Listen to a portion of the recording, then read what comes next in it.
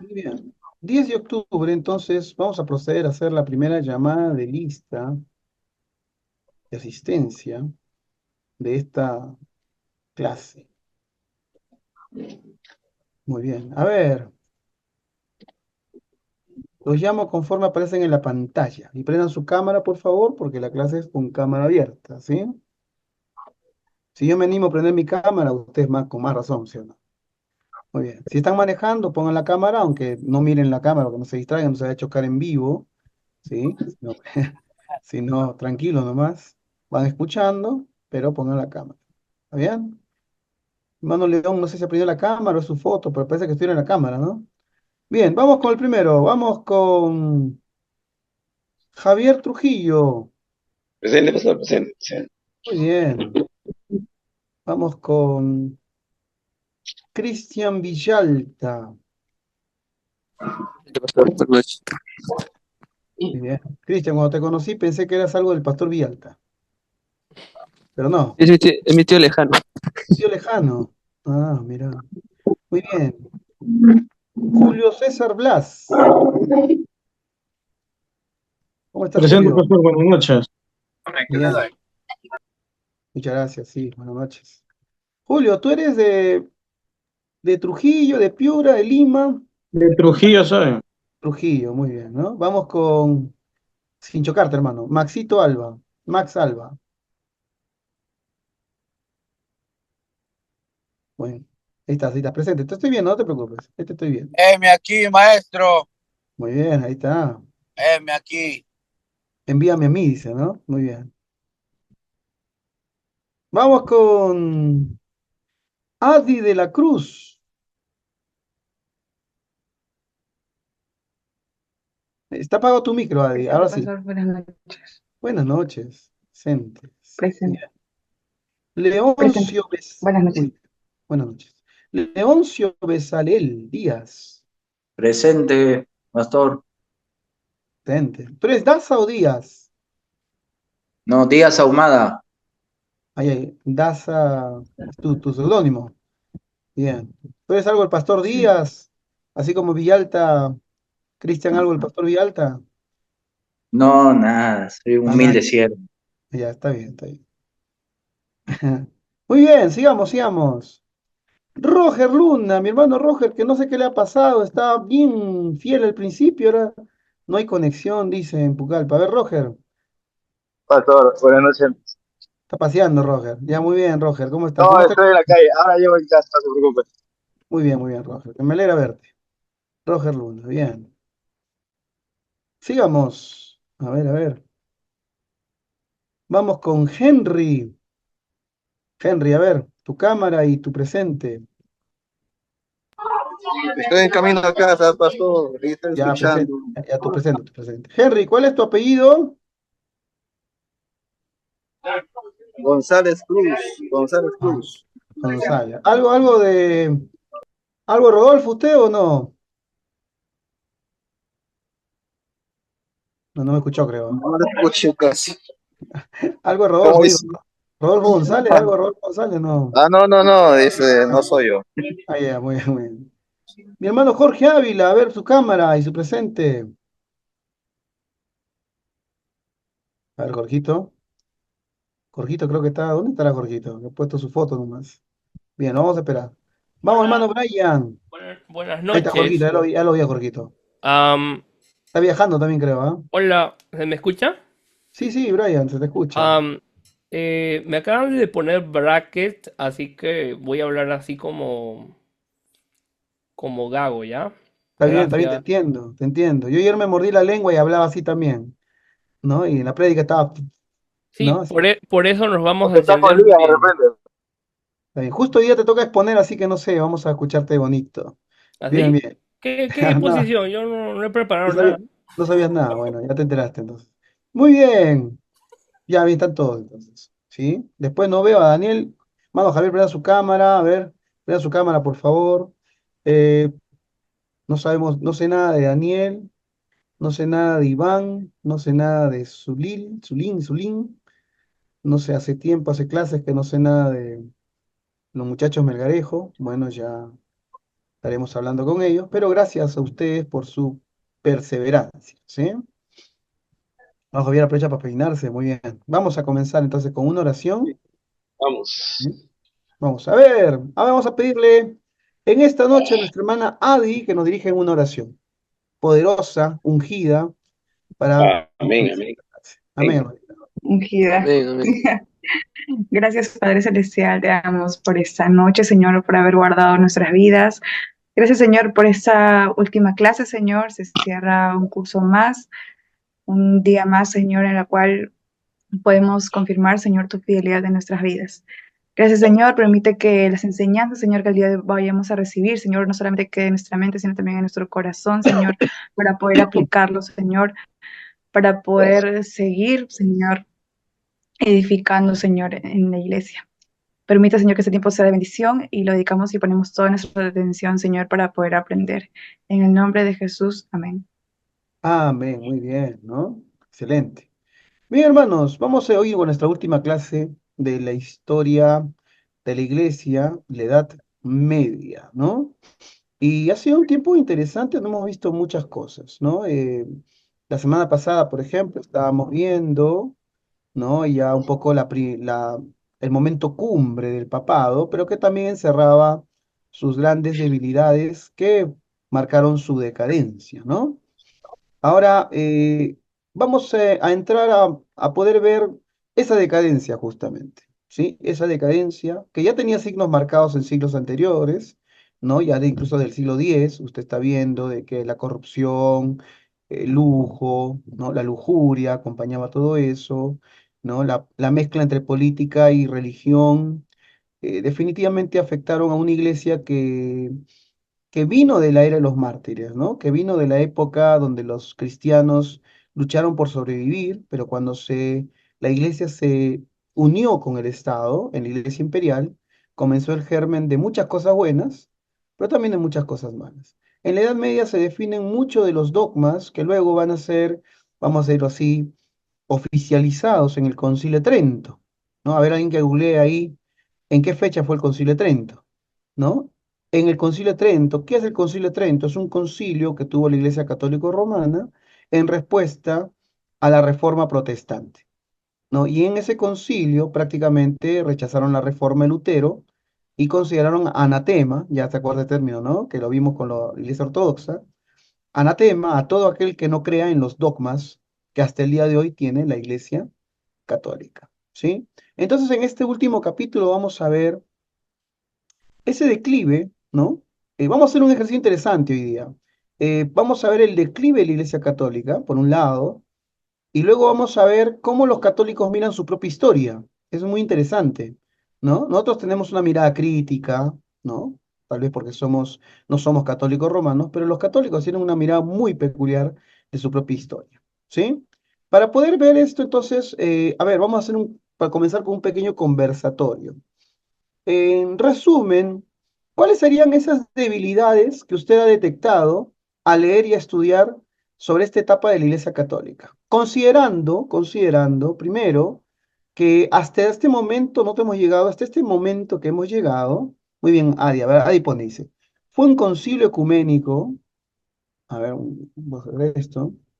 El Concilio de Trento fue un concilio ecuménico de la Iglesia Católica desarrollado en varios periodos entre 1545 y 1563, ¿no? Lutero estuvo en 1517, unos prácticamente 30 años después, comienza, ¿no? Todo el periodo que culmina con el Concilio de Trento.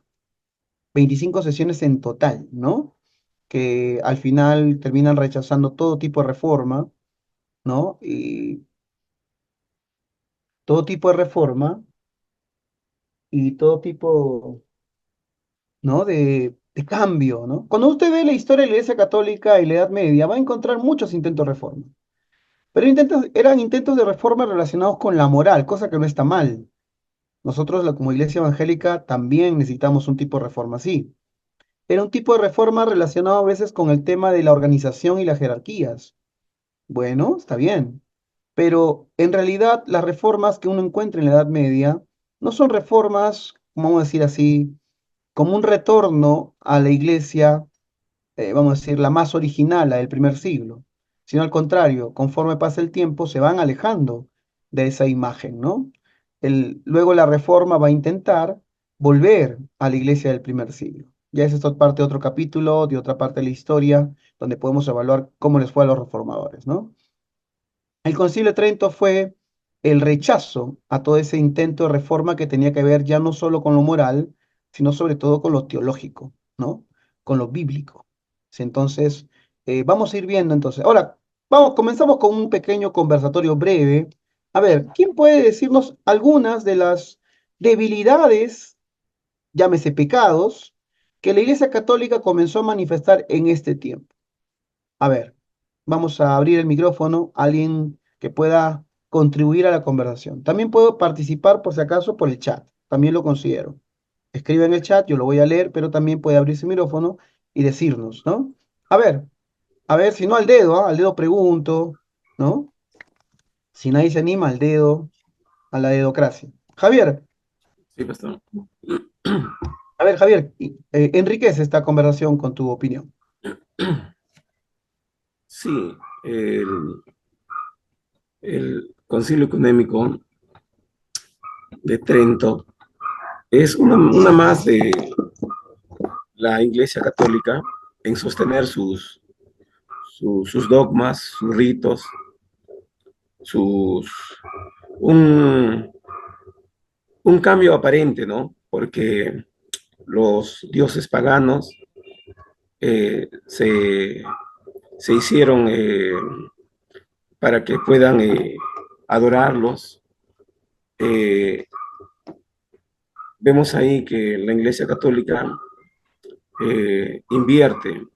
invierte sus ídolos para que puedan, el pueblo puedan tenerlo como que adorarlo, ¿no? Entonces, ese fue un paso en ese entonces del Concilio de Trento.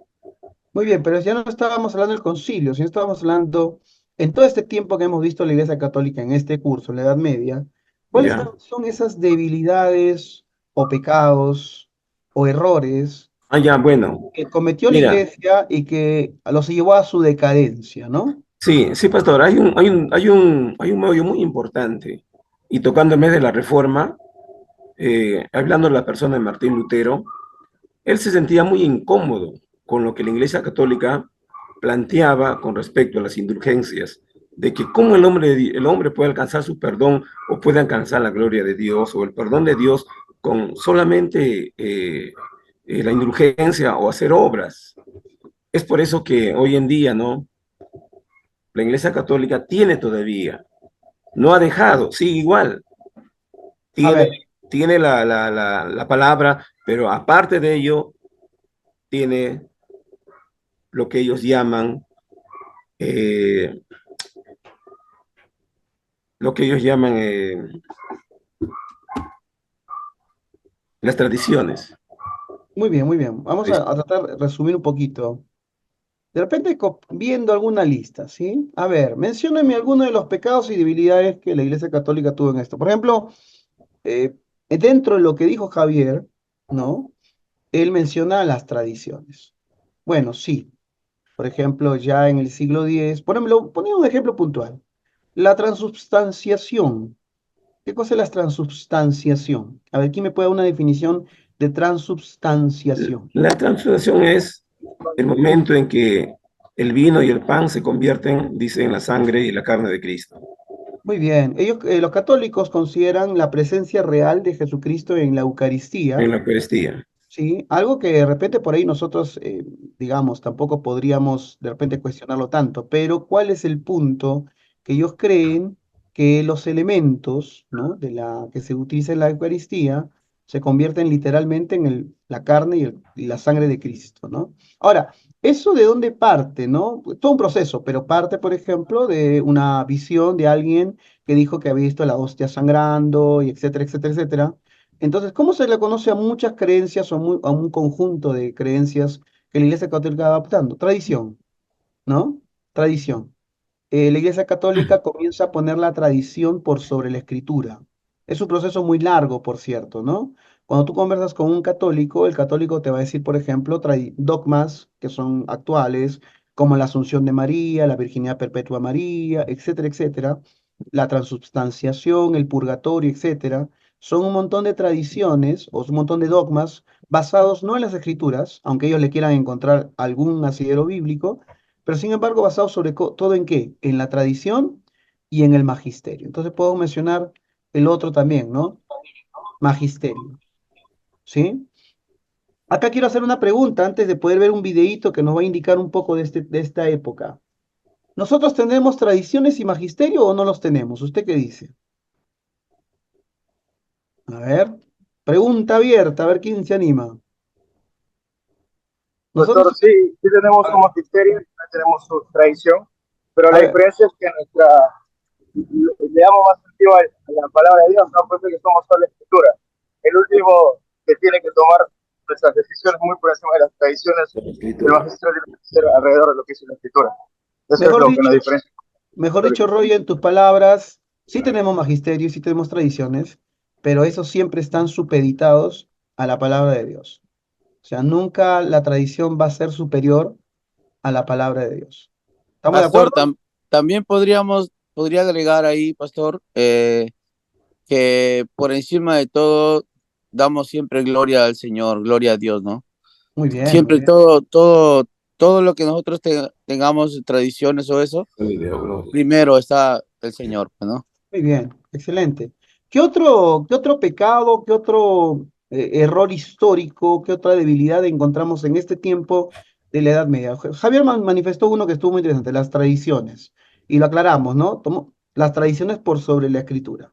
¿Qué más? ¿Qué otras cosas? A ver, de lo que usted ha ido estudiando, leyendo, haciendo sus tareas, ¿qué cosa encontró? Am, eh, ¿La interpretación o no? ¿O está dentro del magisterio? Puede estar dentro del magisterio, pero lo podemos anotar. Por ejemplo, mucho se apeló a la interpretación alegórica. ¿Qué cosa es interpretación alegórica, mis hermanos? A ver, alguien que me lo explique. Usted que han estudiado hermenéutica, ¿qué cosa es interpretación alegórica? ¿Nosotros hacemos interpretación La alegórica o no? interpretación. Una hermenéutica alegórica, ¿qué cosa es? Jorgito está muy Difiere, callado, hermano. ¿Qué ha pasado con Jorgito? difiere, Solo pastor, difiere de la interpretación literal, pues. Ya, pero la interpretación literal, ¿será correcta también? Por eso hay que ver el contexto y la época Ya del no, hecho, no, no, pues. pero, a ver, está mencionando la interpretación. La interpretación católica por excelencia es alegórica. Alegórico. ¿Sí? Ahora, la pregunta es, ¿estará bien o estará mal la interpretación alegórica? ¿Usted qué dice? Yo Y creo que está bien, pero dependiendo del género literario y el contexto. ya, primero definamos qué es interpretación alegórica. ¿Qué Ya. cosa es interpretación alegórica? Cuando no se interpreta de forma literal. Por No, ejemplo, no, poesía hebrea no se puede interpretar de forma literal, por ejemplo. ya, pero ahí hay que hacer una aclaración. No necesariamente la interpretación alegórica significa que no sea literal. Le doy un ejemplo de alegoría que se usa mucho en las iglesias evangélicas. La famosa prédica, que lo he escuchado muchas veces, sobre todo en congresos juveniles, las 5 piedras de David, ¿no? Alguien habrá predicado sobre eso, seguro. No lo vas a encontrar en Levante su internet. mano, levante su mano. Levante su mano los que han predicado ahora. 5 piedras de David. Y que la primera piedra era la arrogancia, no, perdón, la fe, la segunda piedra era, no sé, los dones del espíritu, etcétera, etcétera, etcétera. Cuando yo era pentecostal, pastor, Sí, sí, muy bien, Jorgito, ¿no?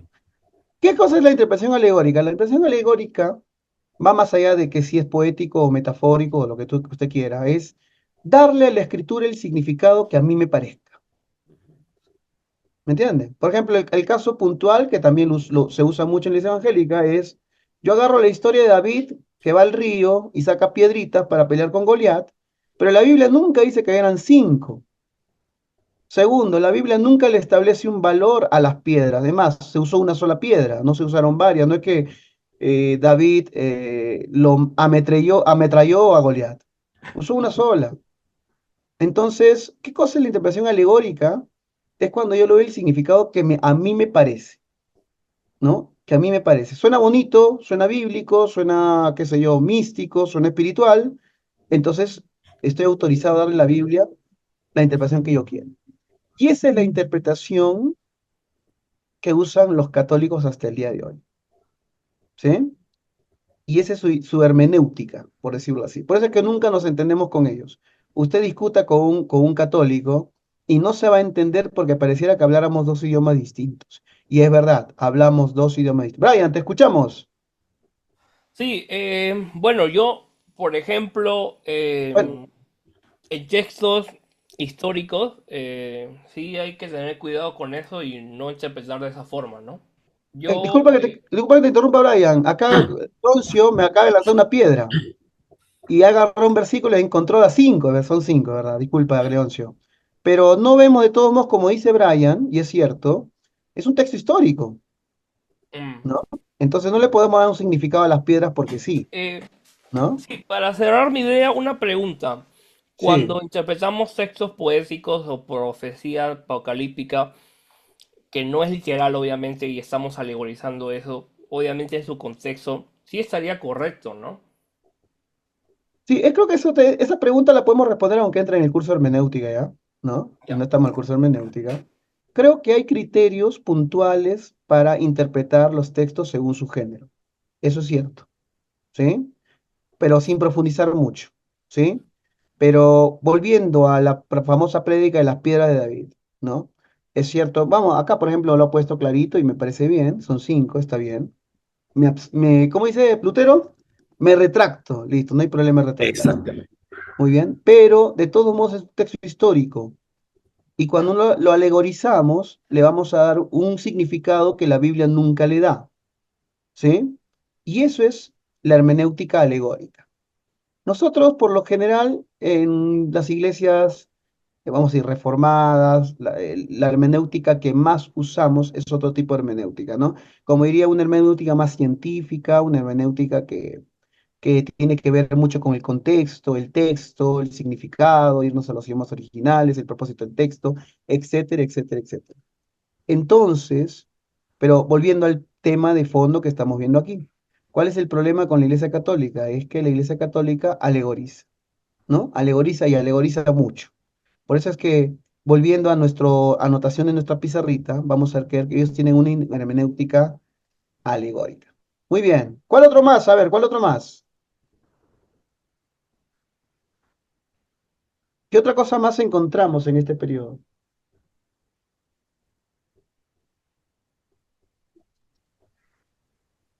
A ver, qué otro tipo? A ver, La misma por el poder, pues. mire, no quiero referirme tanto a los dogmas, porque eso ya, si no terminamos nunca. Si yo me refiero a errores puntuales o pecados puntuales. Por ejemplo, yo le voy a hacer recordar, eh, pugna entre iglesia y Estado, ¿no? Si algo marca la Edad Media, es esa competencia por tener el poder temporal, ¿no? Tener el poder temporal.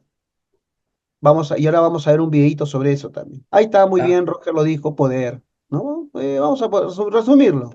Lo resumimos. Poder, ¿no? la Mariología también. Ya, pero eso entra dentro de doctrinas que no estamos yendo tanto a eso, sino estamos yendo a, eso lo tenemos con tradiciones de magisterio. Otro más que no tenga nada que ver con tradiciones ni magisterio. ¿Qué más? Por ejemplo, mencionamos, ¿no? Riqueza, lujo, lujuria, ¿no? Pecados morales, ¿no? Bueno, todos los pecados son morales. Riqueza, lujuria, ¿qué más? ¿Qué otra Creencias, cosa? ¿Cómo dices? Dilo, Cristian. creencias. Eso ya entra dentro de Creencias, digo, magisterio y creencias. tradiciones. Entra dentro de tradiciones y Ah, magisterio. ah, Algo más, algo más. Algo más, chicos. A ver, están poniendo en el chat, a ver si están animando. sí, eso Ya, también. vuelvo a decirlo, repítenlo. Si usted me dice todo, creencias católicas, todas van a entrar dentro de magisterio y tradiciones. Otras cosas más que hemos visto en el curso. ¿Qué más hemos visto? Ecumenismo, Al contrario, más bien la Iglesia Católica aquí comienza a tener una identidad propia y más ya. bien comienza a diferenciarse, ¿no? Y por eso que vamos a ver luego que Pastor, se separa de la iglesia ortodoxa, o se separa, mejor dicho, su, ¿qué su más? gobierno episcopal, Ahí está, por su, ejemplo, está bien, está bien, la división de... sí, sus jerarquías, ¿no? Jerarquías, Así es, para su jerarquía. la división ¿Qué más? Por jerárquica. ejemplo, simonía, ¿qué más? Nepotismo, ¿no? Muy bien, por mencionar algunas. A ver, alguien puso algo más en el chat. Bueno, están que se distraen mucho en el tema de los dogmas católicos, porque es que hay que entender, hermanos, muchas veces cuando no estudiamos historia solamente repetimos ciertas cosas que son conocidas. Tú discutes con el católico y discutes solamente el tema de sus dogmas, pero la historia de la iglesia y la historia de la Edad Media involucra algo más que los dogmas, involucra un montón de cosas, porque esta discusión es muy sencilla, ¿no? Yo discuto con el católico y me siento superior porque yo soy bíblico y él no. Pero cuando tú ves la historia de la iglesia y la Edad Media, vas a encontrar pecados que se vuelven a repetir en nuestra historia también. Y para poder reconocerlos, tengo que conocer la historia. Si yo me siento con un católico a debatir, tú crees en María y yo no adoro a María, ya listo, soy santo, soy superior. Pero si el católico mira la historia y dice, oye, pero si tú te quejas tanto de nuestros papas, mira a tus superpastores y tus superapóstoles que hacen y deshacen en la iglesia. Entonces, ese es el propósito de estudiar historia. No es repetir lo que ya sabemos, sino investigar y aprender lo que no hemos sabido, ¿sí? Lo que no hemos conocido. Volviendo a la Edad Media, hermanos, pues estaba bueno, estuvo buena su participación y les agradezco, ¿sí? Eh, ya yendo a esta parte final, ¿no? Yendo a esta parte final de la Edad Media, va a haber varios sucesos históricos, ¿no? Por ejemplo, vamos a encontrar la famosa Guerra de los 100 Años, ¿no? Que es una guerra entre estados, muy cruenta, por cierto. Vamos a encontrar, por ejemplo, la pugna por la riqueza y los territorios entre el Vaticano, que ya se figura como un poder temporal fortísimo, ¿no? Y los diversos estados europeos, ¿no? Eh, Vamos a encontrar, por ejemplo, la peste, una peste terrible, que la peste prácticamente Negra. elimina a la mayoría de la población de Europa, La ¿no? peste negra, pues. La peste negra, o conocida como la peste bubónica, Ujú. una cosa terrible. Nosotros hemos vivido algo de eso en la pandemia, ¿no? Que fue terrible también, ¿no? Pero esto fue a nivel europeo.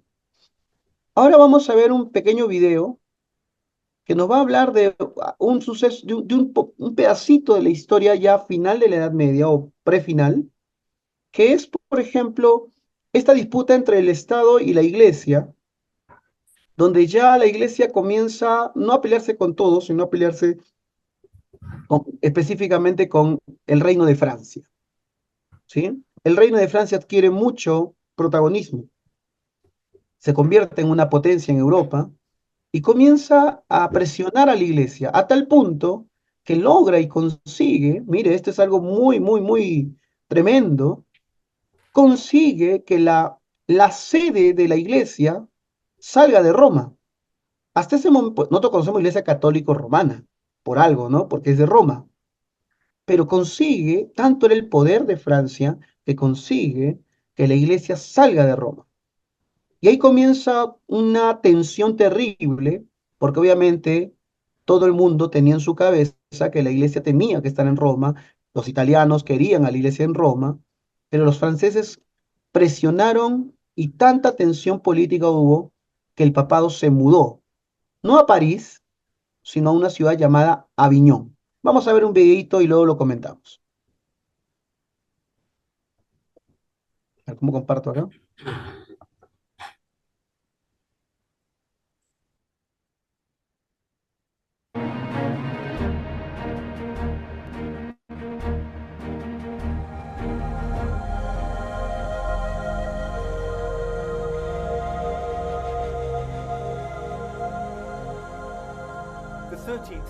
Fue el siglo XIII un siglo de expansión de la Iglesia, llegando incluso a llevar el cristianismo a territorios tan alejados como Mongolia, bajo el pontificado de Inocencio V o incluso los reinos tártaros en el año 1279. Fue un periodo, asimismo, en el que la Iglesia y los papas tuvieron un papel fundamental en la expansión de la cultura. Por ejemplo, Nicolás IV, pontífice entre los años 1288 y 1292, primer papa de la Orden franciscana que fundó la Universidad de Montpellier, o Bonifacio VIII, quizás el más culto de todos, que fundó la Universidad de la Sapienza en Roma en el año 1303 y que fue protector de importantes artistas como Giotto. Bonifacio fue también el primer papa en celebrar por primera vez el Año Santo en el 1300.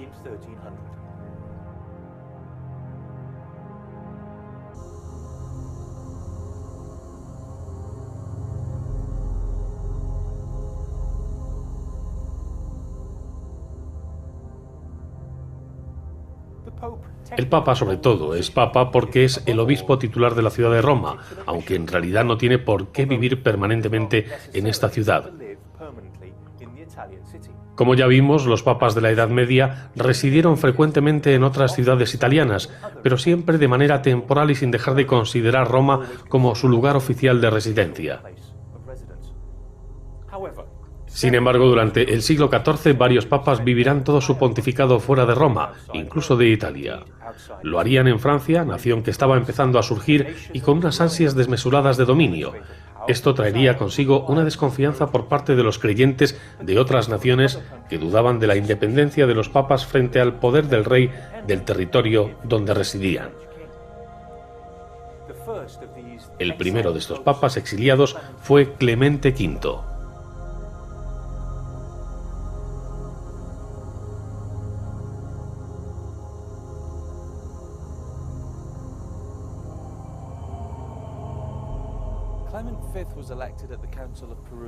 Clemente V fue elegido en el concilio de Perugia, donde fue llamado para su coronación, ya que al no ser cardenal no se encontraba presente en el cónclave.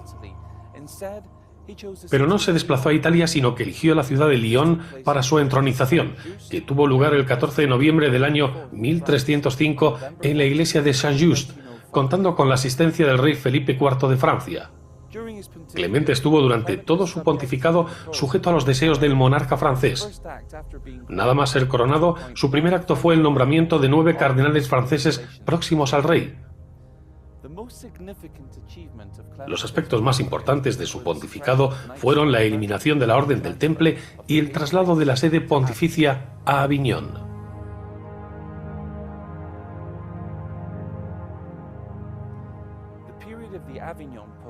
Durante la estancia de los papas en Aviñón surgió la pandemia de la peste negra que recorrió toda Europa entre los años 1347 y 1350. La aterrada población culpó de esta epidemia a los judíos, iniciándose de este modo la primera gran persecución contra el pueblo hebreo. El Papa Clemente VI, al frente de la Iglesia en esos momentos, proclamó que la peste era la pestilencia con la que Dios castigaba a su pueblo.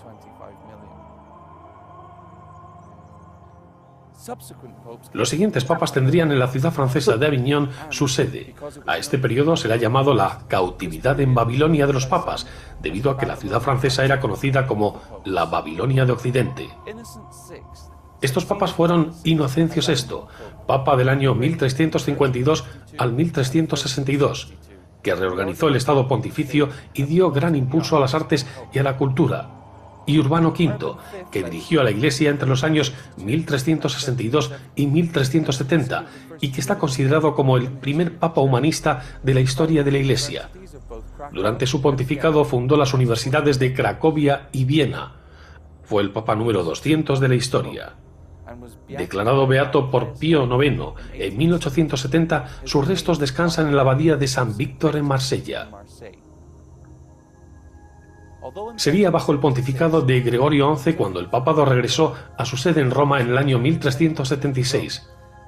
Pero este retorno no sería definitivo, ya que durante el llamado Cisma de Occidente, el trono de Pedro volvería momentáneamente a la ciudad francesa, coexistiendo con otro papado paralelo situado en Roma, en lo que se ha denominado el Gran Cisma de Occidente.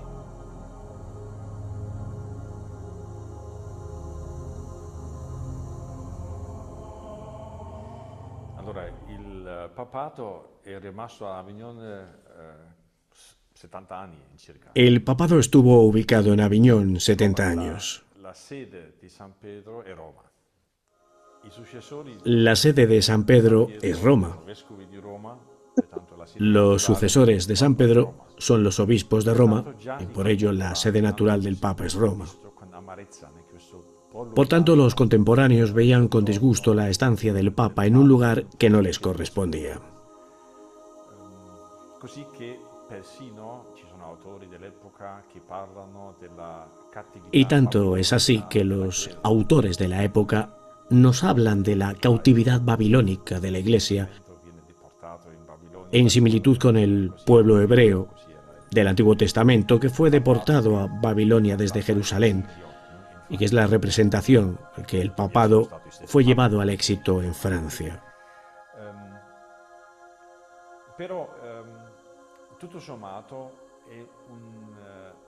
Esto no es un periodo excesivamente positivo. Por una parte, el gobernante de Roma no se encuentra en su puesto, y por otra, esta estancia en Francia desemboca en una gran dependencia de la corona francesa, con la consecuencia de que el Papa nombra cardenales franceses y estos designan a papas franceses. Es un círculo vicioso dominado por el ambiente afrancesado y por la corona francesa. Y por tanto su imagen ensombrece y desaparece la vocación universal del papado, creada por la cristiandad entera y no solo para un pueblo, para un país.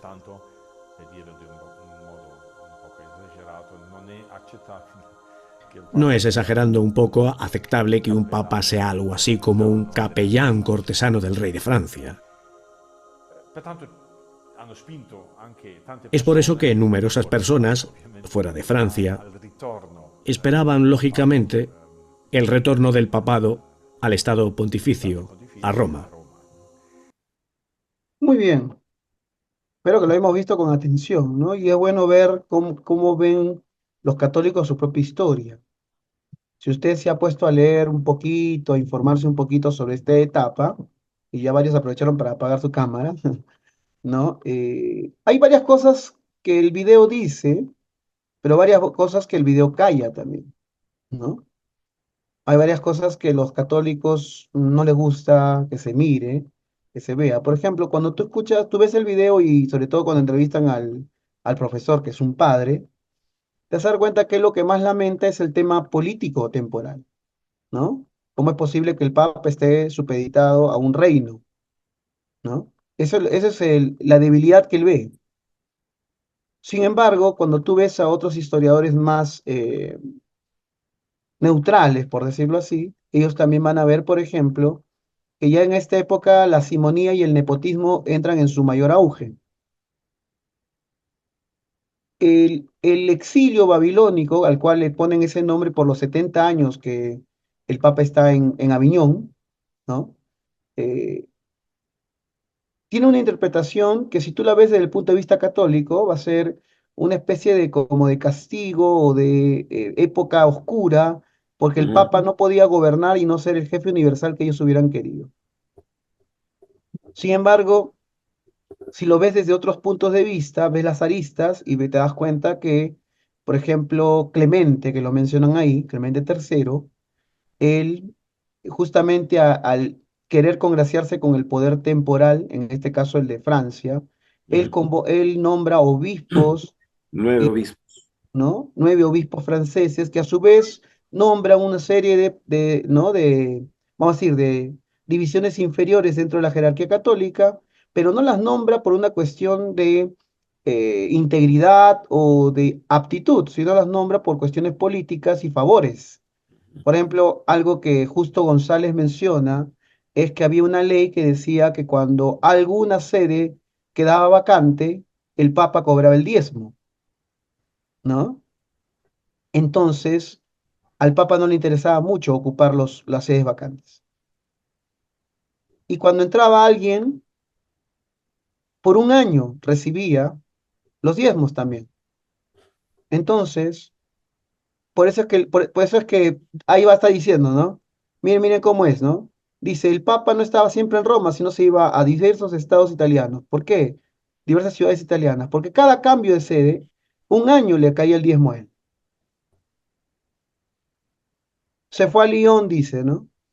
Estuvo primero en Lyon. Los cambios de sede al Papa de turno le favorecían porque eran diezmos que les caía a él.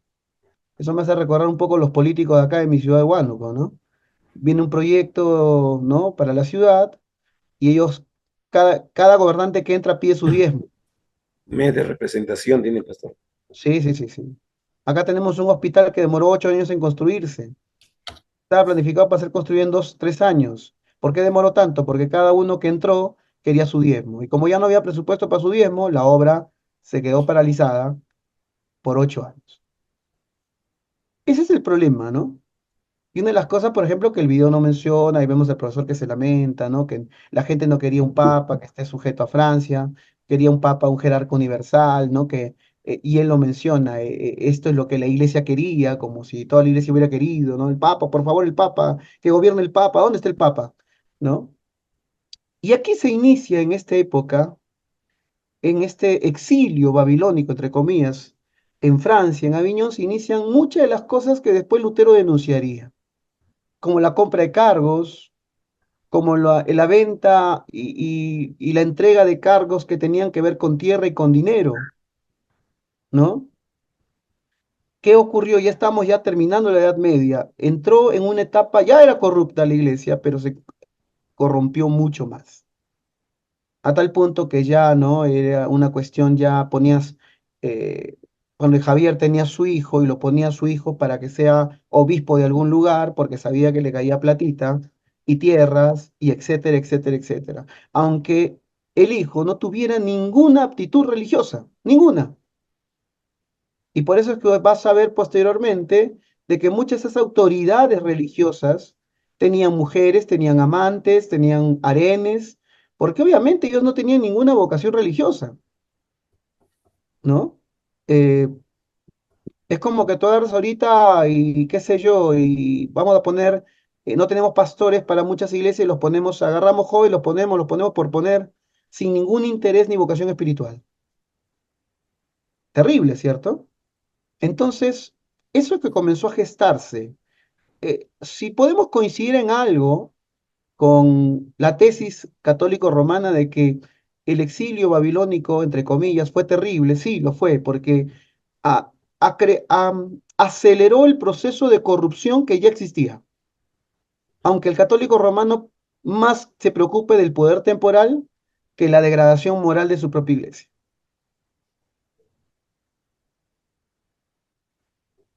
A mí me sorprende un poquito, aunque ya he visto este video, es que este profesor, siglos después, no se preocupe por lo otro. O sea, no es que diga, hoy sí, mira, ¿sabes qué? Acá nos metimos en unos líos que después esto provocó la reforma. No, me preocupa el poder temporal de la iglesia. Es como que no entendí nada, no, no aprendí nada, ¿sí? Entonces, un poquito para conversar, ¿no? Y siempre trayéndolo a nuestro contexto con humildad, ¿no? Porque estas cosas pueden pasar y pasan, ¿no? Ahorita, por ejemplo, el mundo pentecostal está teniendo una crisis. Siempre hemos hablado de crisis católica, pero podemos mencionar de repente nuestros hermanos pentecostales tienen una crisis. ¿Por qué? Porque la iglesia pentecostal tal vez no sabía poner límites, no sabía poner un límite, una frontera, y ha permitido que muchos movimientos se levanten con la bandera de la iglesia pentecostal, pero ahora la iglesia neopentecostal, que es distinta de todos modos, prácticamente está yendo y cayendo en herejía, está cayendo en un montón de cosas que después los platos rotos los paga la iglesia pentecostal. Hasta el punto que ya más de un youtuber dice, ¿no? Estamos siendo testigos del fin de la iglesia pentecostal, de la disolución de la iglesia pentecostal. Es algo que nos debe llamar la atención. Nosotros que somos iglesias confesionales e históricas, que podemos verlo de afuera y podemos verlo con otros lentes, también tenemos que mirar, ¿no? Con sabiduría. Qué importante es que conozcamos la historia. Uno de los errores de las iglesias que no son confesionales es que renegaron de su historia, que no quisieron mirar la historia, no se consideraron parte de la historia. Y cuando tú te desconectas de la historia de la iglesia, por más terrible que haya sido, nosotros no somos católicos, pero al mirar esta historia nos debe hablar a nosotros. ¿Por qué? Porque ellos han sido antecesores a nosotros. Y justamente salimos de ellos por muchas cosas que ellos practicaron. Entonces, al mirar ese cuadro, no podemos volver a caer en los pecados que ellos cayeron. Pero ¿cuál es el peligro de las iglesias no confesionales? Es que se desconectan de la historia. Hace rato mencionaban, tenemos magisterio, tenemos tradición. Bueno, se desconectan la historia, se desconecta el magisterio, se desconecta la tradición. Y eso, cuando una iglesia está en el vacío, va a pensar que la única historia que existe es la de ellos. Y cuando la única historia que existe es la de ellos, simplemente va a repetir cosas que ya pasaron. Y eso es lo que estamos viendo en nuestra iglesia evangélica, nuestra amadísima iglesia evangélica moderna, ¿no? ¿Algún comentario? A ver, alguno, yo sé, creo que el señor se llevó a Javier Trujillo ya, ¿no? Ya no está ya, ¿no? A ver, ¿algún comentario sobre esta etapa? A ver, el arrebatamiento, dice Renuena, ¿no? ¿No? ¿Algún comentario? Si no, para ver, hay un videito más que quiero que veamos juntos, ¿no? Sobre este exilio babilónico. Bienvenido, Wilson. Ahí está Wilson ya. ¿Quién más ha llegado? A ver, Pastor King nos está acompañando. Iván también está, ¿no? Iván y Zulín. La vi por un rato a Sol, pero ya no la veo. A ver si le pueden avisar. Muy bien. Entonces, Aviñón, ¿no? Por presiones políticas, el Papa se mueve a Aviñón. La iglesia se corrompe mucho más por una cuestión ya de, ¿no? De la mezcla o la fusión, que nunca es saludable entre el Estado y la iglesia, del poder temporal y el poder espiritual. Y la iglesia posteriormente regresa a Roma, ¿no? Regresa a su lugar donde supuestamente es, pero ya la corrupción y toda esta degradación de la iglesia ya era incontenible, ¿no? Era totalmente insostenible y todo apuntaba a una reforma, ¿no? Todo apuntaba ya desde este tiempo a una reforma. Bien, como no hay preguntas y no hay comentarios, todo el mundo está en silencio, creo que están haciendo tarea de otro curso, aunque ya no hay curso, ya terminaron, Pastor, ¿no? A ver, ¿quién quiere opinar? Vamos. pastor, no, le Julio. digo, estoy encontrando por aquí que aparece un antipapa cuando el papa regresa a Roma Sí, sí, sí. y hay un conflicto. Hay diversos conflictos Él, por ahí, él se, él- competencias. él se queda en Aviñón, el antipapa. Sí, sí, porque hay una presión entre volver a Roma y no volver a Roma. Y ahí surge, y ahí está CPT, me hiciste acordar, una enseñanza más. No solamente está el mal del poder temporal, ¿no? Que obviamente nosotros, nosotros como iglesia no buscamos un poder temporal, pero tengamos cuidado con algo también. Con algo que de repente en nuestras iglesias presbiterianas es más difícil porque nuestro gobierno es presbiteriano. Pero ocurre en muchas iglesias, ¿ah? Y también en nuestra presbiteriana puede ocurrir. Que es cuando ya no nos metemos en la política del mundo, sino cuando la política o la mala política, porque la política es universal, se mete a la iglesia. Y en este caso vemos, por ejemplo, con lo que menciona Julio, de que como hay una pugna entre Francia y Roma, surgen partidos políticos dentro de la iglesia. Ahí lo está mencionando el video, dice, ¿no? El Papa nombró 9 obispos, ¿no?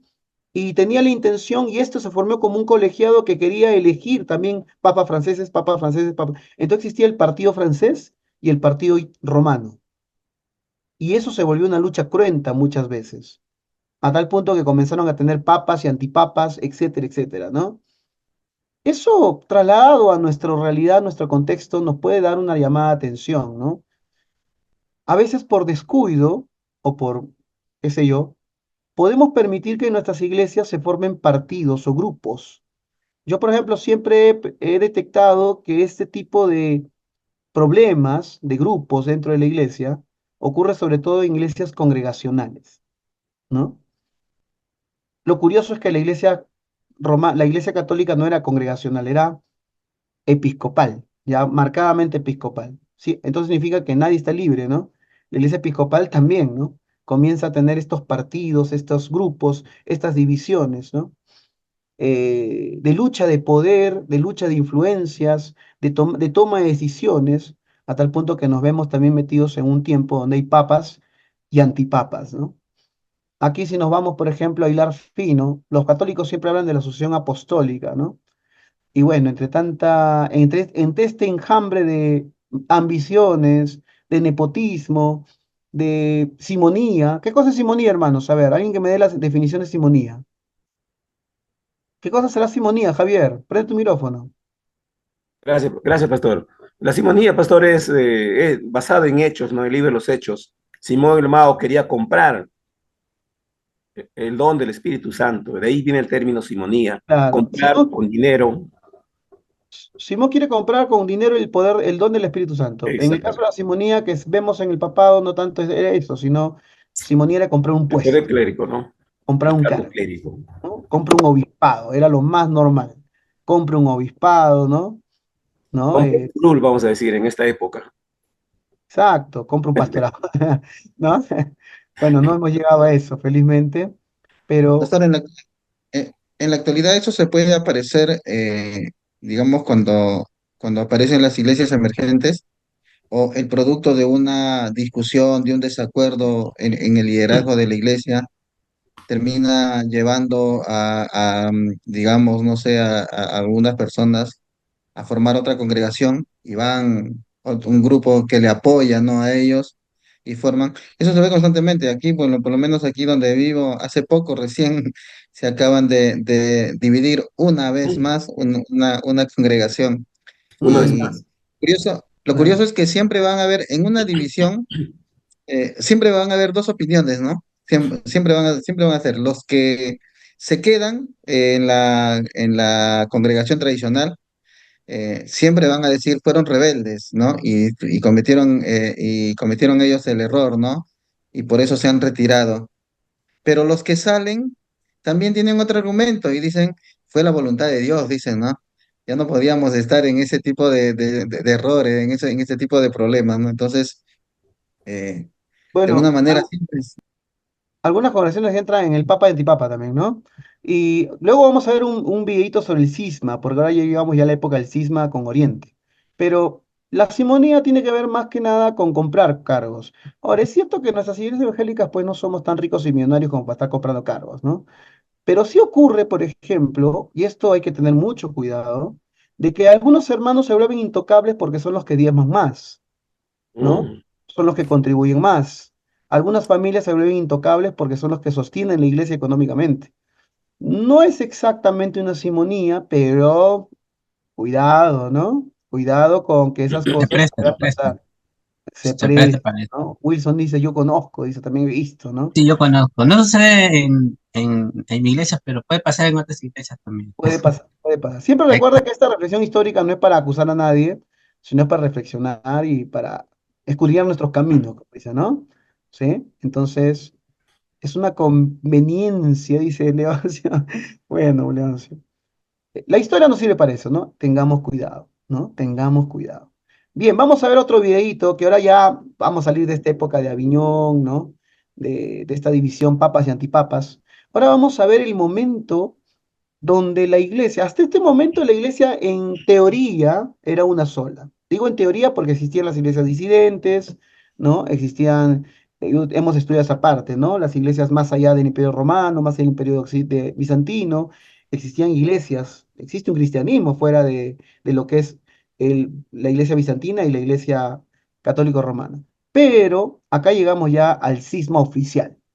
Lo que se venía gestando de siglos, que ya no se podía sostener una convivencia entre Roma y Bizancio, entre la iglesia latina y la iglesia romana, bueno, llega el momento. Vamos a verlo, ¿ya? Y tome nota, por favor, para estar conversando sobre esto, ¿ya?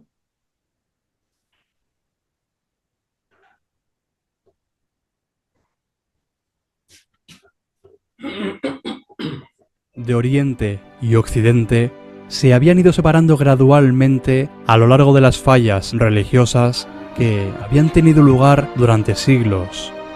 Aunque la separación del mundo romano se puede constatar en la construcción de la nueva Roma de Constantino en la ciudad griega de Bizancio, que más tarde sería renombrada a Constantinopla, el cisma del Este, también llamado Gran Cisma o Cisma de 1054, fue la ruptura total de la comunión entre lo que ahora son las iglesias ortodoxa oriental y la católica.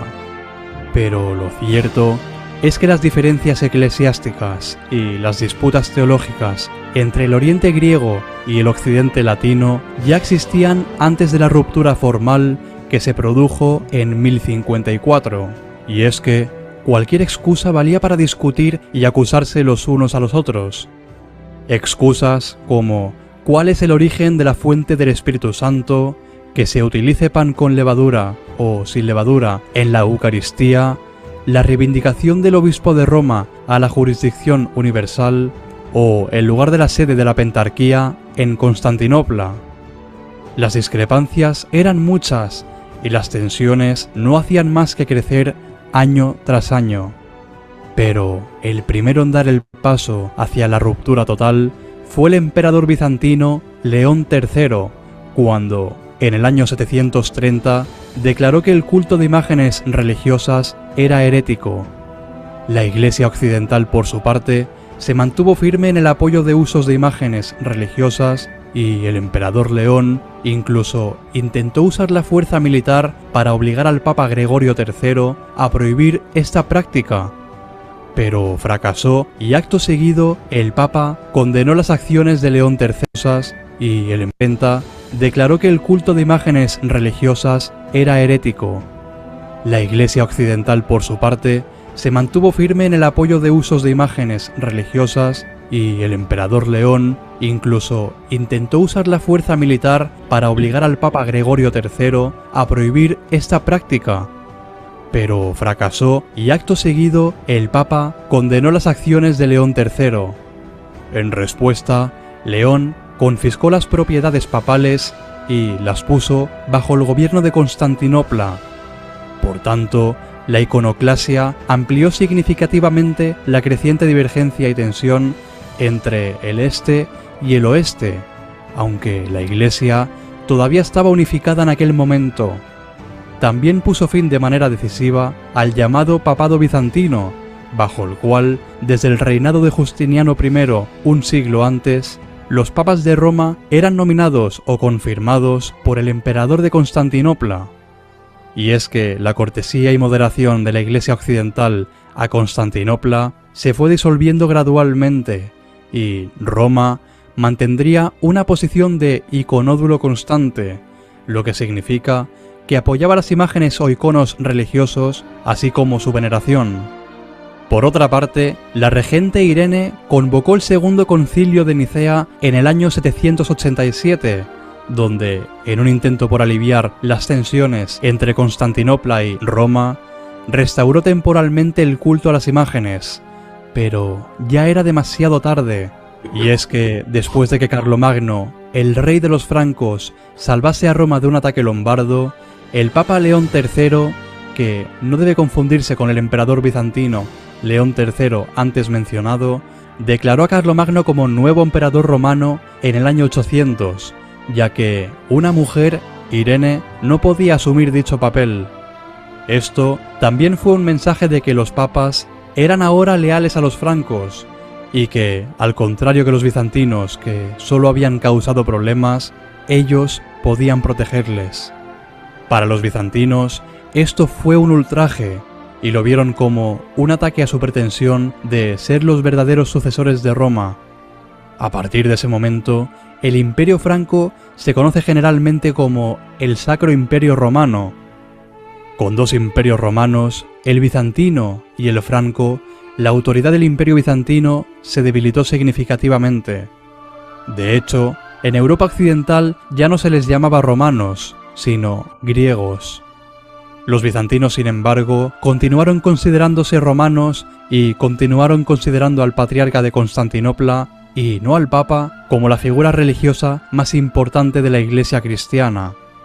Y es que las diferencias en la práctica y el culto entre la Iglesia de Roma en el oeste y la Iglesia de Constantinopla en el este no hicieron más que aumentar con el tiempo. En 1053 se dio el primer paso en el proceso que condujo al cisma formal, cuando el patriarca ecuménico de Constantinopla, Miguel I Cerulario, ordenó el cierre de todas las iglesias latinas en Constantinopla, en respuesta a que las iglesias griegas en el sur de Italia se vieron obligadas a cerrar o ajustarse a las prácticas latinas. Y es que de hecho, su propósito al cerrar las iglesias latinas era interrumpir cualquier intento de conciliación. Finalmente, en el año 1054, las relaciones entre las tradiciones orientales y occidentales dentro de la iglesia cristiana llegaron a una crisis terminal. El legado papal enviado por León IX viajó a Constantinopla con fines que incluían negarle a Cerulario el título de patriarca ecuménico y le insistió en que reconociera la pretensión del Papa de ser la cabeza de todas las iglesias. Y es que realmente el objetivo principal de la legación papal era buscar la ayuda del emperador bizantino en vista de la conquista normanda del sur de Italia, así como hacer frente a los recientes ataques del León de Ácrida contra el uso de panes sin levadura y otras costumbres occidentales, ataques que tuvieron el apoyo de Cerulario. Algunos historiadores sostienen que la legación fue enviada en respuesta a dos cartas, una del emperador en busca de ayuda para organizar una campaña militar común de los imperios oriental y occidental contra los normandos, y otra del propio Cerulario. Ante la negativa de Cerulario a aceptar la demanda, el líder de la legación, el cardenal Humberto de Silva Cándida, lo excomulgó y, a cambio, Cerulario excomulgó a Humberto y a los demás legados. Este fue solo el primer acto de un proceso de siglos que finalmente se convirtió en un cisma completo. Finalmente, la separación gradual de los últimos siglos culminó en una declaración formal de separación entre el este, la Iglesia Ortodoxa, y el oeste, la Iglesia Católica. Este evento se conoció como el Gran Cisma. La Iglesia se dividió a lo largo de líneas doctrinales, teológicas, lingüísticas, políticas y geográficas, y la brecha fundamental nunca ha sido sanada. Y además, en los siglos posteriores, se acusarían constantemente el uno al otro de haber caído en la herejía y de haber iniciado la división. Para colmo, los conflictos de los siglos posteriores, como las cruzadas, la masacre de los latinos en el año 1182, el saqueo de Tesalónica en el año 1185, o la captura y saqueo de Constantinopla en el 1204 y la imposición de patriarcas latinos, harían imposible cualquier tipo de reconciliación. Si te ha gustado este vídeo, por favor... Las guerras dacias fueron unos conflictos militares a gran escala. Muy bien, ¿no? Interesante, ¿no? ¿No? Interesante lo del cisma, hablando de divisiones, como decía nuestro hermano Julio Cristóbal, ¿no? Pero está hablando de un gran cisma, ¿no? Un proceso que no es que comenzó ese momento, ¿no? Sino que fue un proceso de siglos, ¿no? Tenía muchas diferencias ya conforme pasaban los siglos. Comenzó con el tema de las imágenes. Luego siguieron otros temas ya como tienen que ver con político, ¿no? La levadura en la Eucaristía, en el pan, en la hostia, ¿no? Etcétera, etcétera, etcétera, ¿no? Era un proceso irreversible, un proceso inevitable, ¿no? Obviamente el poder temporal de Roma se iba a consolidar en Europa, en Europa occidental, y eso tarde o temprano iba a culminar en una división permanente, ¿no? Hoy tenemos la Iglesia Ortodoxa ha sobrevivido, por cierto.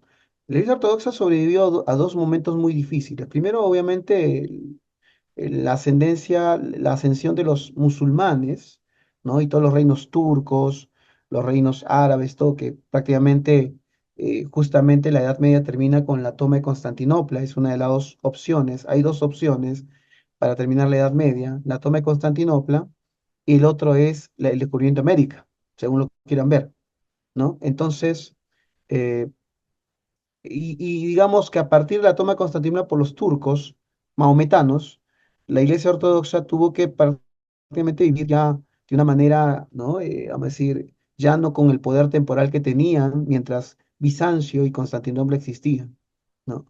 Eh, Eso es una parte. La otra parte que la Iglesia Ortodoxa tuvo que sobrevivir es al, a la URSS, al Estado soviético, que también los quiso desaparecer, ¿no? Los quiso exterminar. ¿Quién los comienza a rescatar un poquito a partir de la perestroika con Gorbachev? Y, por ejemplo, Putin es ortodoxo, ¿no? No sé qué están recitando algo, un versículo, están estudiando algo. Hay un examen, hermano, que lo veo hablando solos ahí en el video. Lo veo con mi micrófono apagado hablando solo. ¿Qué están repasando por un examen? Examen oral. A ver, bien. ¿Qué estás haciendo, Julio? Adi también la veo ahí repasando algo. No sé qué está estudiando algo. Muy bien. Estoy anotando lo que estoy diciendo. Está bien, está bien. Me alegra eso, me alegra eso. Ah, por cierto, luego hablamos de eso. Luego hablamos de eso. Nosotros tenemos 4 tareas que hemos hecho, 3 que han sido enviadas y una que hicimos en clase, ¿sí? Eh, Esas 4 cositas yo estoy revisando, ¿sí? Así que, por favor, si no las has terminado, esta semana es tu semana, ¿sí? Hasta mañana tienes tiempo para ponerte al día, ¿sí? Si no las has mandado. Bien, ahora, el cisma, ¿no? ¿Qué significa cisma? A ver, busquemos ahí, diccionario de la Real Academia de la Lengua. ¿Qué significa cisma? Punto de División. quiebre, corazón. ¿Cómo dicen? División, ¿no? División, ¿no? Cisma, se llama cisma, bueno, es una cosa, en este caso, el gran cisma, ¿no? ¿Sí? ¿En qué año ocurre? En el año 1504, ¿no? 1054, perdón, 1054, estoy hablando mal, ¿no? El Papa de Roma y el Patriarca de Constantinopla se comulgaron mutuamente. Ahí comienza, ¿no? La excomunión múltiple que hay, ¿no? Y conforme pasan los siglos, simplemente se oficializa, ¿no? ¿No? Se oficializa. Pregunta. 1053. Sí, 1054, 1053. Escuchen, una pregunta. ¿La reforma fue un cisma también?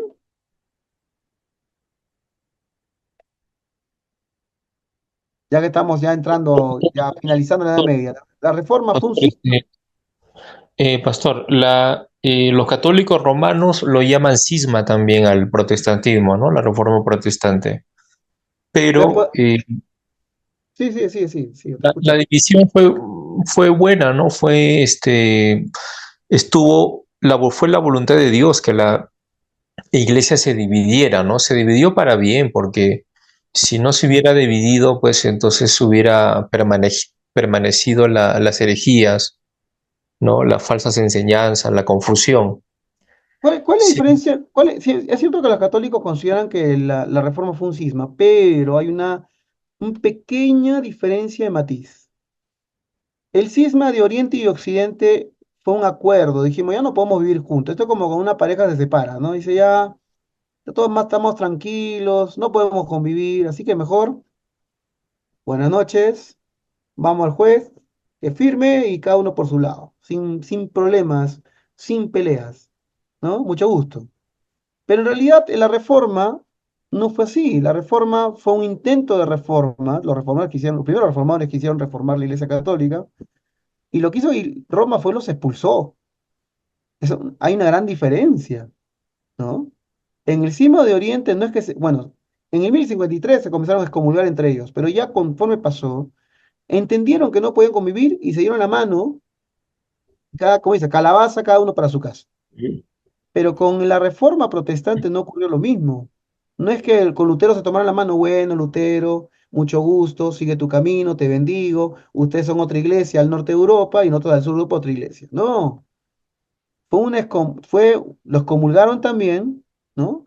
Y expulsaron y persiguieron, por cierto, y si no fuera por el apoyo de ciertos reyes y ciertos príncipes, hubieran desaparecido, ¿no? A los reformadores. Esa es la realidad, ¿no? Entonces, poquito los católicos también quieren suavizar la historia diciendo fue un cisma, ¿no? No, no fue un cisma, exactamente hablando, ¿no? A tal punto, por ejemplo, que cuando tú revisas el Concilio de Trento anatemiza la reforma, ¿no? Y el Concilio Vaticano II prácticamente nos reinserta, ¿no? A tal punto que Francisco I dice, Lutero fue un gran hombre, yo lo admiro, hizo grandes cosas, ¿no? ¿Qué pasó? ¿Qué pasó? 500 años después, ahora sí Lutero era un hombre de Dios. ¿no? Y ahora ya no nos llaman pues anatema, nos llaman hermanos separados. Han ido suavizando su postura, pero la realidad que en el momento no fue un cisma en el sentido de que se dieron la mano y como dice, calabaza, calabaza, cada uno para su casa. Nos expulsaron. O expulsaron a los reformadores, mejor dicho, ¿no? Y los persiguieron y quemaron a varios.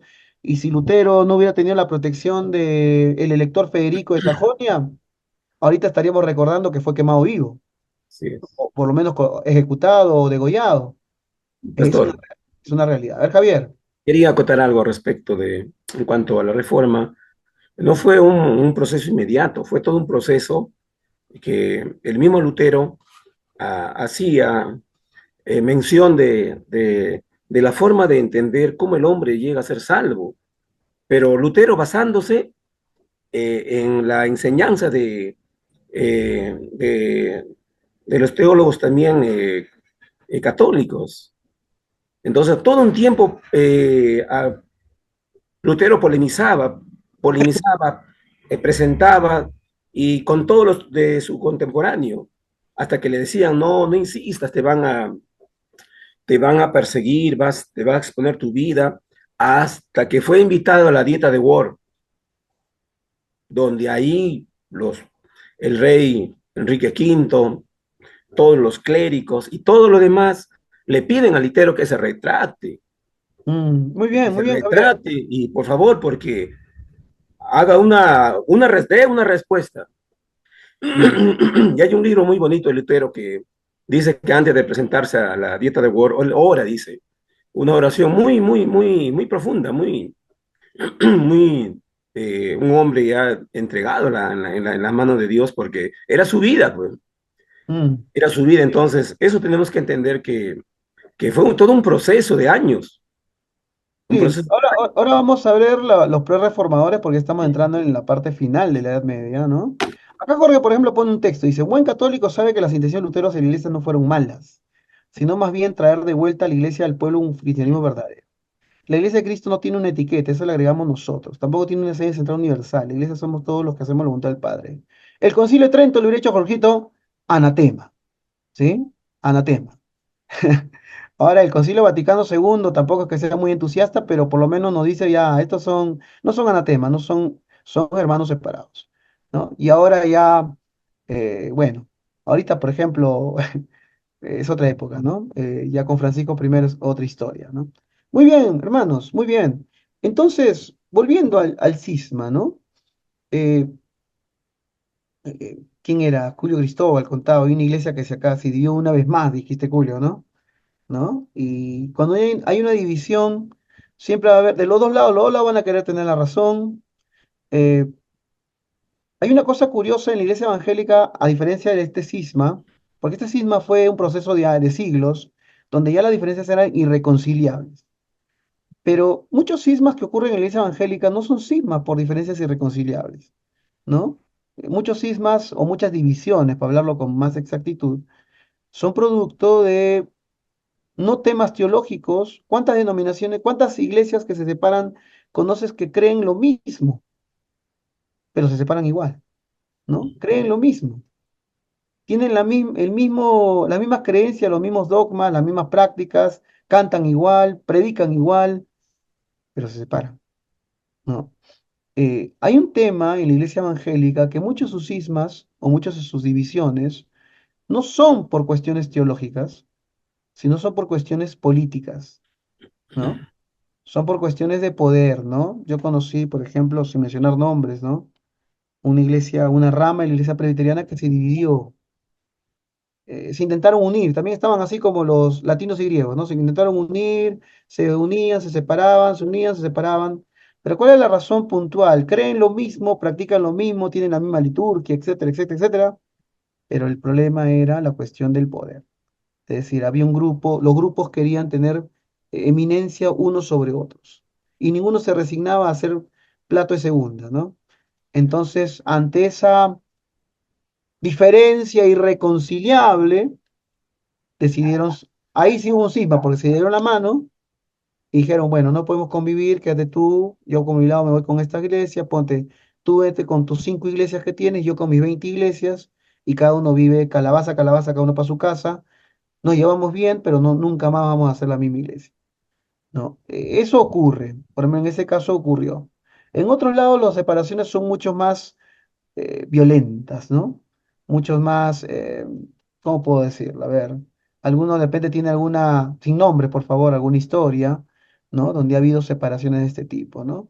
A veces por ambiciones personales, líderes o caudillos que no aceptan de repente ceder o quieren tener cierto poder o cierta preponderancia sobre iglesias o que han fundado o que han sostenido, y entonces mejor dividimos la iglesia, ¿no? Estas cosas también ocurrían con el cisma entre la iglesia griega y latina. Pero claro, en la iglesia griega y latina tú encuentras diferencias mucho más irreconciliables, ¿no? Doctrinales, de liturgia, y una sobre todo que era bastante, bastante notoria que nosotros no tenemos, el idioma, ¿no? El libro sagrado de los católicos era la Vulgata. Sin embargo, los bizantinos tenían el texto griego, la liturgia en griego, todo en griego, y el otro era todo en latín. Imposible, ¿no? Ya era un tema zanjado, ¿no? A ver, ¿alguna opinión más sobre este punto? Ya para ir terminando esta parte, irnos al break para volver. ¿Alguien más tiene algo que contribuir a este tema? A este tema del cisma. ¿Qué reflexiones podemos sacar de esta época de la historia, ¿no? A ver, algo para el día de hoy. Jorge, a ver, Jorge. Pastor, las divisiones son algo usual que siempre ataca a la iglesia, ¿no? Siempre hubo divisiones, siempre las hay, siempre va a haber. Entonces, las divisiones empiezan en el pensamiento, ¿no? O sea, cada uno tiene un pensamiento diferente al otro, pero ya luego, posteriormente, esas ideas se van plasmando, ¿no? Luego ya viene la separación física, ¿no? Lamentablemente el pueblo evangélico está muy dividido, demasiado dividido, ¿no? O sea, hay miles de organizaciones que se dicen ser evangélicas, ¿no? Entonces, ese es el problema, ¿no? Ahorita actual de las iglesias evangélicas, se han dividido en muchas ramificaciones, ¿no? Y hay división de pensamiento también, y se va perdiendo la esencia en la doctrina, ¿no? Entonces, yo creo que Una el pregunta, objetivo, Jorge, una digo, pregunta. ¿Las divisiones son teológicas o son políticas? las divisiones actuales, ¿me está hablando usted, pastor? Claro, claro, las de ahora, ¿no? Porque obviamente no estoy hablando de la reforma, ni tampoco, ni siquiera del siglo XVIII y XIX, sino las de ahora, siglo XXI, siglo XX. Ah, ¿Estas divisiones son políticas o teológicas? En su gran mayoría. no, claro, ahorita estamos viviendo una división teológica en su gran mayoría, ¿no? Y ¿Significa que las iglesias que se están dividiendo ahora se dividen por doctrinas? claro, porque políticamente no creo, ¿no? No he visto eso, ¿no? O sea, Dame un ejemplo de una iglesia reciente que se ha dividido por cuestiones teológicas. bueno, un ejemplo es hay miles de iglesias que se han dividido, ¿no? Pero por cuestiones teológicas, eso es lo que quiero saber. Un ejemplo nomás, un ejemplo. A ver, no sé por cuál empezar. No estoy tomando el examen Jorquito, vaya pensando usted también. Si usted conoce, me lo dice. ¿Sí? Porque no va a Claro, pensar que se va a ya ganar no puntos. sabes por cuál empezar, ¿no? Si solamente puedo citar las iglesias que están alrededor de mi localidad, ¿no? Claro, por ejemplo, algo local, algo que tú has visto, ese tipo de divisiones, ¿por qué razón ha sido, no? Claro, o sea, donde yo estoy alrededor de mi domicilio he visto muchas iglesias. Mira, por Claro, ejemplo, Leoncio menciona algo, menciona una iglesia, dice que se ha dividido por el recasamiento. Yo, por ejemplo, recién me entero que esa iglesia se ha dividido. No hay sabía. ahorita que me llega a la memoria también, hay una iglesia que se ha dividido por el árbol de Navidad. Ojo, eso ha Ah, pasado hace hace poco tiempo, por un árbol de Navidad, porque tú pones algo, yo no pongo algo y se dividieron, ¿no? Es una iglesia grande, ¿eh? Y muy conocida. muy madura esa división. Muy madura, ¿no? Maduro. Muy madura. Pastor, Dime. tal vez, Pastor, tal vez esos conceptos pueden ser tal vez una excusa. Por ejemplo, Sí, sí, ahí una está, ahí está. congregación que, Julio, antes que continúes. Es que eso iba. Hay muchas divisiones teológicas que en realidad son la justificación de una división política. Por Así ejemplo, es. yo mencionaba dos presbiterianas, ¿no? Su división fue porque ellos cantan solo salmos, ¿no? Pero la discusión era si se podía levantar o no las manos, ¿no? Y en esas diferencias chiquititas, mejor nos separamos. Claro, a lo largo de los años yo veo y son el calco, son igualitas, pero en ese momento ese fue el motivo, ¿no? Entonces ahí entramos a un aspecto sutil y te doy para que hables, Julio. Eh, Estas No, divisiones bueno, sí, teológicas o doctrinales, ¿son serias o son la justificación para dividirme administrativa y políticamente? A ver, Julio, te doy tu... por ejemplo, yo recuerdo, pastor, una congregación que es bueno, una congregación, sí, ¿no? Evangélica pentecostal, ¿no? Es, que mantiene es parecido, pues, es, digamos que también es parecido a la organización de la Asamblea de Dios, tenía más o menos esa estructura que se rigen, es un movimiento, digamos, una asociación evangélica, ¿no? Es una Ya, asociación, igual también, ¿no? Con ese tipo este, lo conformaban personas naturales. Pero ¿qué sucedió? Sucedió que dentro de uno de sus estatutos, en un momento, uno de los predicadores o un grupo, ¿no? De iglesia de predicadores encuentra que dentro de sus estatutos decía que esta asociación es una asociación de personas naturales y jurídicas. ¿Eso a qué conllevó? Conllevó a que esas congregaciones formaran o se organizaran se formaran como una persona jurídica. Entonces, cuando se unen, ellos dicen, ya no nos vamos a unir como personas a nuestra religión, ahora nos vamos a unir como persona jurídica.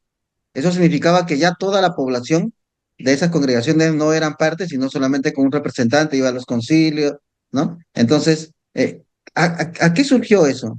Eso surgió que ya estas congregaciones, por ejemplo, habían empezado a tener esta inclinación apostólica, ¿no? Ya habían empezado a tener ese tipo de influencia.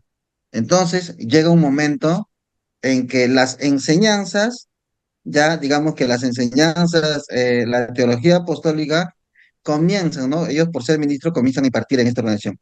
Esta organización se da cuenta, no acepta eso, pero la realidad, ¿cuál era? Era que ellos consideraban que siendo personas jurídicas, tenían mayor libertad y mayor independencia. Ya no tenían que estar pidiendo permiso hasta allá, ir a otro lugar pidiendo, saber si compramos terreno o no, si arreglamos, compramos bancas, si que ponemos a él como ministro, él como... O sea, una serie de cosas que de repente como personas naturales como asociación no les permitían y tenían que ir a la iglesia central, fundadora, ¿no? Entonces, al asociarse ya como personas jurídicas, ya ellos tenían un poco más de independencia. Entonces, al final de cuentas, los pensamientos doctrinales, todo eso, los conceptos doctrinales fueron una excusa en sí. ¿Por qué? Porque dentro de eso ya ellos tenían otro pensamiento. Tenían el pensamiento de trabajar con mayor libertad y al cual ellos consideraban de que teniendo esa libertad iban a crecer más, se iban a formar, iban a ser más independientes y iban a poder trabajar mejor. Entonces, a veces esas cosas suceden, pastor, y el pueblo a veces no lo sabe, no piensa, ¿no? Al final de cuentas, con decir fue la voluntad de Dios que nos separemos, el Señor me reveló y dijo esto, fue el propósito de Dios, ¿no? Y entonces intentamos tapar con el propósito de Dios muchas cosas o muchos intereses que al final terminan siendo personales. muy Por bien. ejemplo, el ejemplo que le dije hace un momento es que una familia, que era la familia, digamos, fundadora de esa congregación, el predicador se va de viaje por unos problemas morales que había tenido y él menciona que deja, ¿no? A otro hermano en la congregación. Este hermano se hace pastor y bueno, pasan varios años, él ya es pastor, ha tenido una población ya. Y después de unos años, cuando ya, digamos, ha pasado todo el problema y todo eso, ha regresado nuevamente esta persona, ¿no? Y dice, bueno, ahora ya regresé, ahora sí, ya yo me quedo como pastor aquí. Entonces había una disputa ahí entre los líderes y un montón de cosas, resentimientos, reseñas, y un grupo de gente que está de acuerdo con el pastor que estaba actualmente, ha salido y ha formado otra congregación, otra denominación, y el resto, el que ha venido se ha quedado con su familia y con un grupo de personas. Entonces, fácilmente, ¿no? Qué fácil, ¿no? Qué fácil separar y formar iglesias. Qué Bueno, sencillo, ¿no? sí. Ser pastor. Una de nuestras grandes debilidades de repente es la alta informalidad que tenemos, ¿no? Que ya una cosa es pelear o luchar por la sana doctrina, vamos a decirlo así, ¿no? Que fue, o sea, los católicos acusan a Lutero de que él quiso dividir la iglesia, ¿no? En realidad Lutero no la quiso dividir, la quiso reformar, ¿no? Incluso yo he escuchado que dicen que Lutero se salió de la iglesia católica porque se quería casar, ¿no? Entonces, Una, una- como se quería casar, dividió, ¿no? Pastor, una anotación más, justa, me hizo recordar algo que quería decir. Sí, justamente esto es lo que dice usted, ¿no? Los católicos en sí, o sea, si hablamos de división, yo tampoco no creo que sea, no es una división, porque en sí, o sea, los católicos o sea, ellos no querían escuchar a Lutero, que eso esté bien claro, o sea, Lutero quiso hablar, ¿no? Quiso que se analice, ¿no? Que le digan en qué está mal él, pero la idea de los católicos no fue eso, la idea del Papa no era eso, o sea, ellos nunca quisieron escuchar a Lutero, ellos quisieron que Lutero se retracte, y la crítica que ahora los católicos hacen es justamente eso, ¿no? Por ejemplo, por ejemplo, en las expresiones que Benedicto XVI hace, dice él, que habla de algunos reformadores católicos, como, como San Benito, como San Francisco de Asís, como Santa Teresa de Ávila, como San Ignacio de Loyola, como San Carlos de Borromeo, que fueron reformadores, dice él, pero sin la necesidad de ser protestantes, sin la necesidad de dividir a la iglesia. O sea, Claro, ellos claro, hubieran estado contentos, lo no, que ellos dijimos, hubieran estado ¿no? contentos con que Lutero acepte las enseñanzas que ellos daban y bueno, ¿no? Reformarlo de esa parte. Entonces, Claro, esa es la es crítica que que les hago. la reforma vista desde el punto de vista católico eran reformas morales, ¿no? Reformas administrativas o de jerarquías, etcétera, pero ellos no deseaban una reforma teológica, ¿no? Porque ellos tenían una teología ya hecha en pro del papado, el poder temporal del papado. Entonces, es lógico, si tú vas, vamos a ver, tú eres católico y tú quieres volver a la teología y basarla en la escritura, eso va a derrumbar todo el edificio. Entonces, obviamente, ese tipo de reformas nunca la quisieron, ¿no? Y como dices, menciona a todos los reformadores, ¿no? Buenas personas, seguramente, con buenas intenciones, pero que nunca tocaron fondo, nunca pusieron el dedo en la llaga, ¿no? Y no lo menciona. Habiendo tantos pre-reformadores, que ahora vamos a ver después del break, ¿no? Los pre-reformadores, no los mencionan, no los consideran. Y eso también significa que, a pesar de que han pasado ya más de 500 años, la Iglesia Católica no ha entendido todavía cuál es el problema de fondo. ¿Sí? Bien, hermanos, vamos a descansar 15 minutos, volvemos 45. Toma, aproveche para tomar su tecito, su cafecito, mande una pizza para acá, yo la recibo con cariño, ¿sí? No hay problema. En 15 me la como, no hay problema. ¿Sí? Ya, Familiar, por favor, familiar. al rapi, Con usen la, el rapi, por favor. con la rica Inca Kola. Bien, Ya la acabé la gaseosa. ahí está ya la gaseosita. Muy Ya bien. no llega, ya. En vacaciones Pero llegan a puede, Huánuco, vengan, hermano, vengan, los esperamos en Huánuco. Bien. Vamos, vamos a mandar el descansamos. Yo quería dar un comentario, no sé si me dejan. A ver, ya, dale, para ahí ya volvemos en 15. Ahí ya se fue, pero Y dilo ahí tú. le dejamos, le dejamos. Ah, ya, me dejan hablando solo. Ah, ya, gracias. Ya, sí, habla, Brian. Bueno, entre las motivaciones está el tema del liderazgo, ¿no? Choque de liderazgo entre personas y el tema de conflictos doctrinales, ¿no? Esa es mi opinión. Sí, sí, es verdad, Brian. Eso es cierto, ¿no? Resumiendo, vamos a decir así, no es un tema. Es verdad. Para que vayan a comer. Para que vayan a comer, listo. Un comercial, hermanos, y no No volvemos. regreso. Los esperamos. No regresen. Listo, nos vemos.